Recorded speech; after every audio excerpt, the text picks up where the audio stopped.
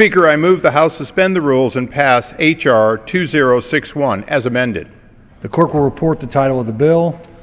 H.R. 2061, a bill to expand the Federal Funding Accountability and Transparency Act of 2006 to increase accountability and transparency in federal spending and for other purposes. Pursuant to the rule, the gentleman from California, Mr. Issa, and the gentlewoman from the District of Columbia, Ms. Norton, each will control 20 minutes. The chair recognizes the gentleman from California. Thank you, Mr. Speaker. I ask unanimous consent that all members may have 5 legislative days within which to revise and extend the remarks that include extraneous material on the bill under consideration. Without objection. Thank you, Mr. Speaker. I yield myself such time as I may consume. The gentleman is recognized. Mr. Speaker, substantially the same bill was passed in the previous Congress. The Digital Accountability and Transparency Act, or the DATA Act, is an important piece of legislation in that it will create the opportunity for government to be more efficient, more effective, and more transparent. The American people deserve real accountability in how the taxpayer dollars are spent, now more than ever.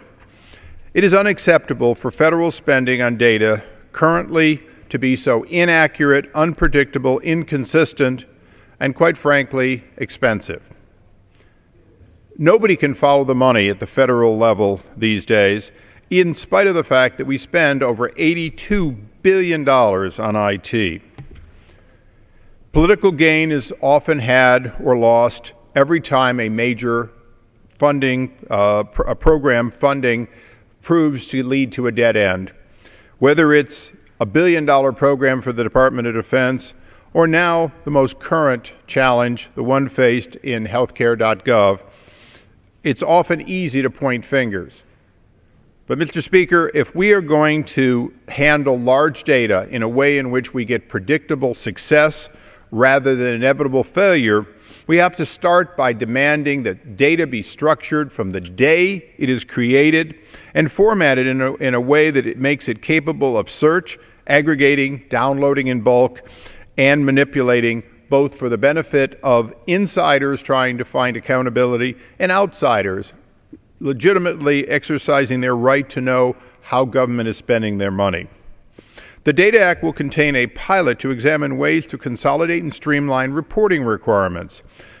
This will decrease the burden of federal financial reporting for agencies and for states, school systems, and other recipients of federal dollars.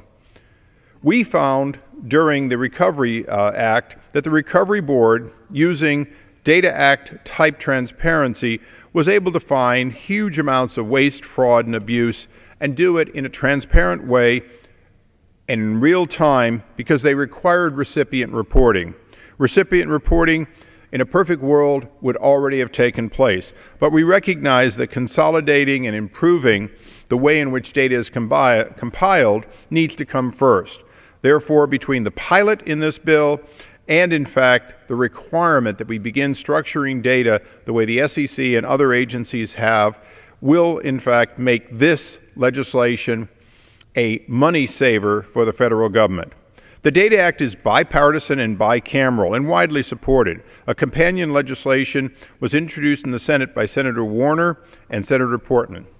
Their legislation is substantially similar and will be easily made into a consolidated bill, one the American people can have confidence was thought of over multiple Congresses, well vetted, and in fact assured the American people that we will not make in the next Congress and in Congresses beyond some of the mistakes that have been made in the past. With that, I ask for early consideration of this version of the Act, and would note that we passed out of our committee unanimously and by voice, not just in our committee, but in the last Congress, a bill substantially similar. And with that, I reserve the balance of my time. The gentleman